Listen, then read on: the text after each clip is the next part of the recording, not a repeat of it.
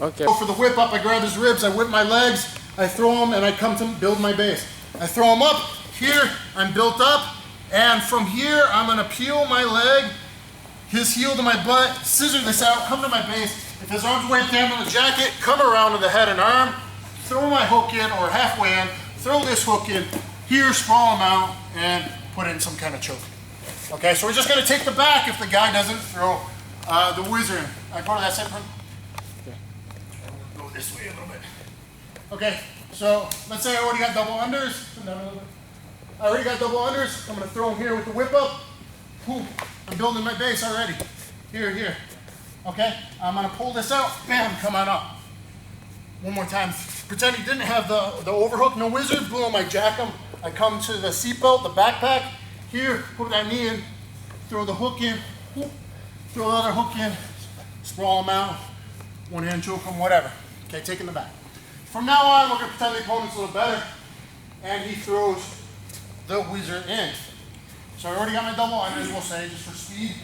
Here, I whip them up. Here, I pull this back and pull this out. That's how you do it. You gotta switch the legs. And you still wanna be sitting on his legs. Now this is the dogfight position.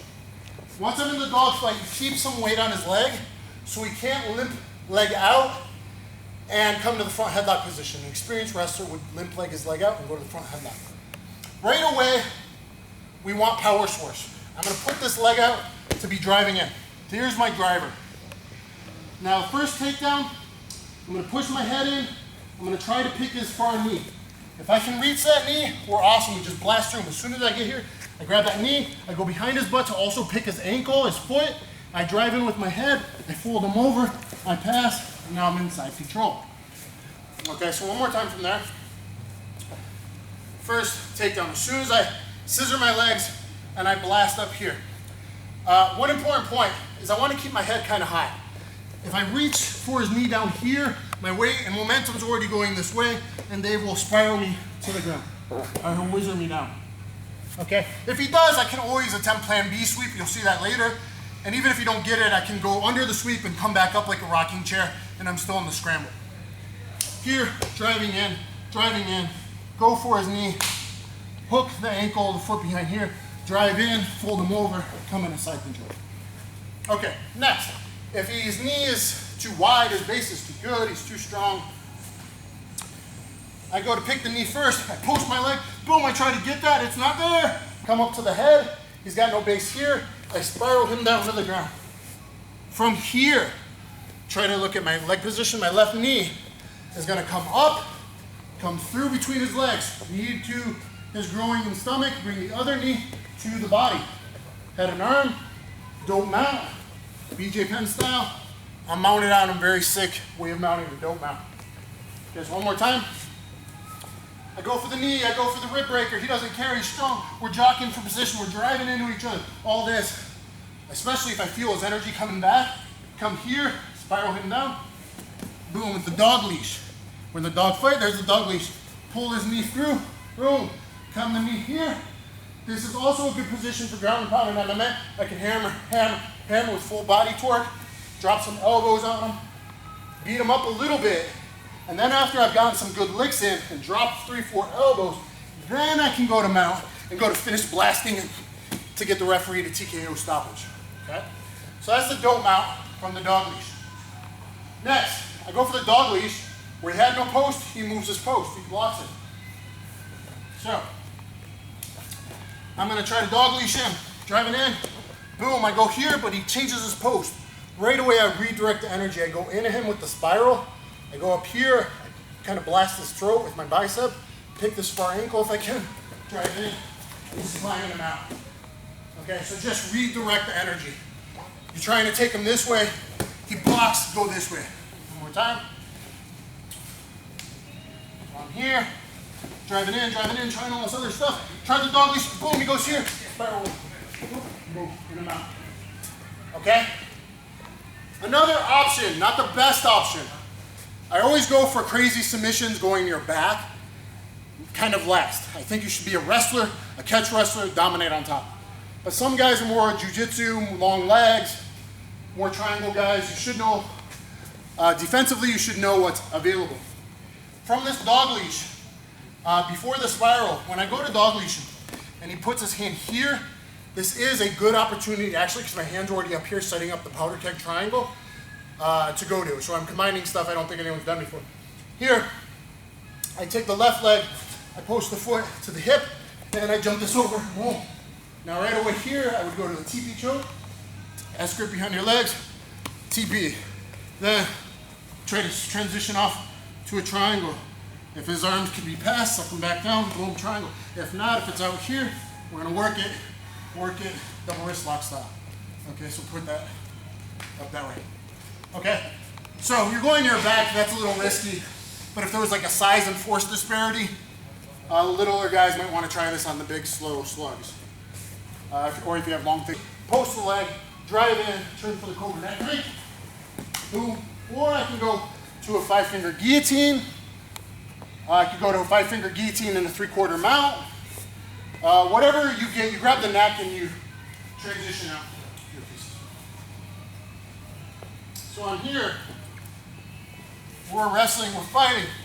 I feel like, boom, action, reaction, I can come over their head. We're fighting, action, reaction, boom.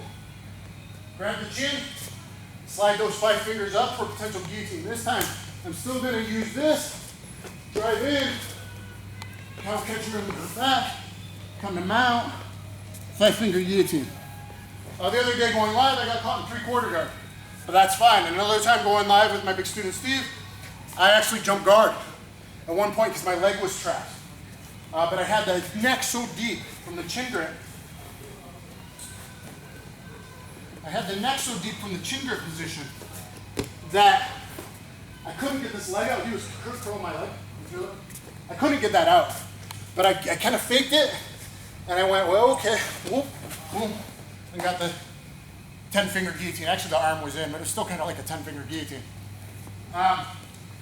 So, depending on arm length, I could do like anaconda, guard guillotines, like Charles Oliveira's done twice in the UFC. If you had long arms like him, he could do it to me. You could also attempt this. I haven't hit it live yet, but I could cover that head and do a combination between a ninja choke and a front naked choke. So, wrestling, driving in, coming up here, go deeper on the head, throw the elbow in the bottom of the throat, and then I'm coming out from front headlock position, and I'm putting this in here. Now I can tap him here, or he's gonna relieve pressure by going to his back. He's flipping over this way, kind of like in the UFC recently, and now I can finish from the side here, front naked choke style, kind of ninja choking it in the beginning, and then front naked choke style.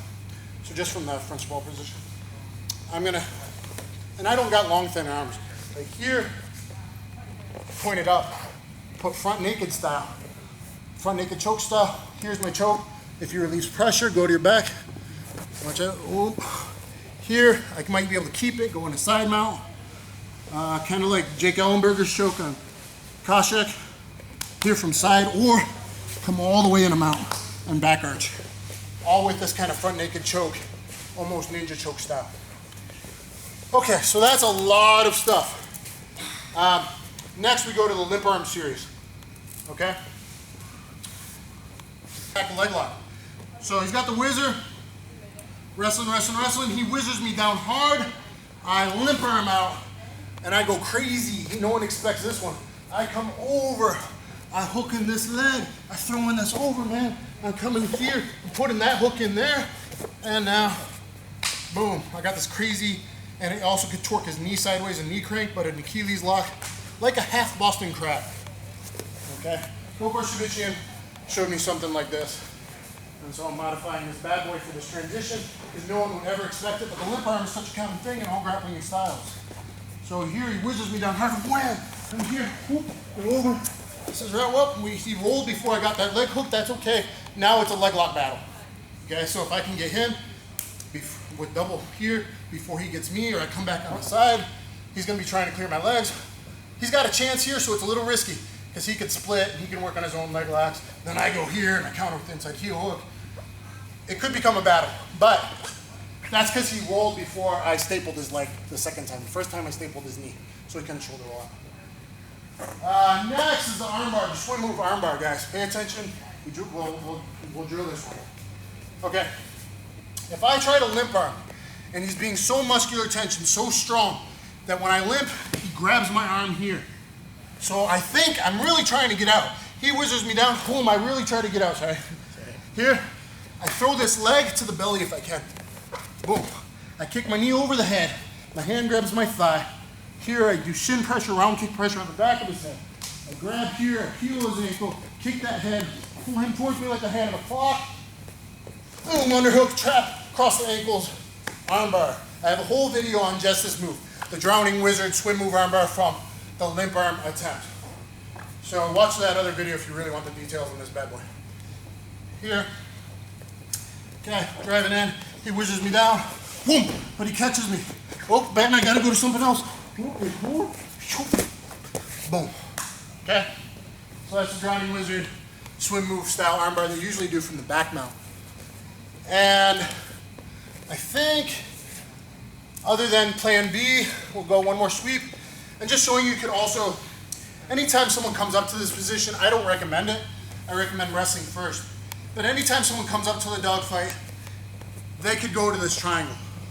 He could go here, step that there, and then comes through to all this kind of stuff.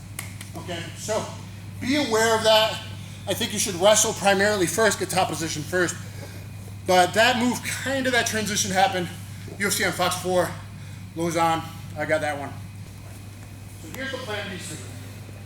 So anytime I got a really big stud, someone that uses a lot of force, play with their ego, drive into them, make them drive back, and then you pimp the move on them. So I'm here, I'm going in, scissor out and pass. Okay, another option.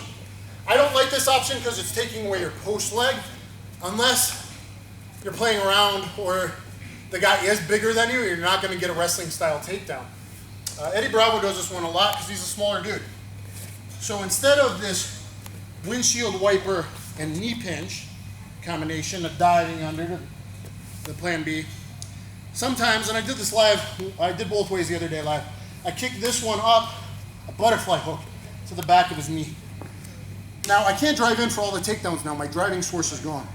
But if I wait for him to drive in now, he wasn't paying attention to what's up. And then I dive under, and I kick this nice and high. And then I'm past. So that's another plan B sweep for you. One more thing. Last one. Any of this other time, if originally starting out, you're blasting through the guy picking that knee. Again, I say sit some of the weight down on this leg and keep your head parallel to his head. Don't dive this way. But if you do end up diving this way, and he does wrestle and he does counter wizard you on instinct, here, I might be able to plan B and get him.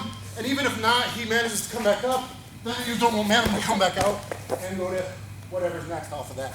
So anytime you do get wizard really hard, know that all is not lost. You might have a chance to keep a scramble going with that plan B sweep. Okay? Anyway, guys, I hope you enjoyed it. Please subscribe.